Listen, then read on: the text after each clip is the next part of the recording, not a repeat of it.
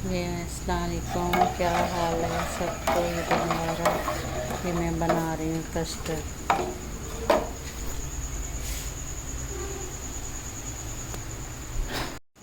ये देखें दूध अच्छे से पक गया है।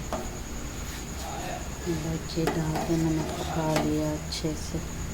अब इसमें कस्टर्ड डालूंगी। ये मैंने बना के डाल दिया बाउल में। अब इसको ये मैं गार्निश करने लगी हूँ इसको।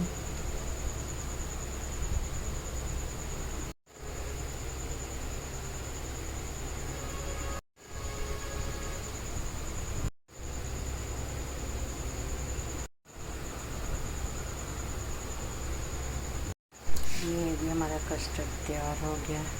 और ये मैंने दही बनाया है, इसके अंदर कवर करके रखा है। तो मैं दही पहले बनाऊंगी इसके। ठीक है, अल्लाह हाफ़िज़।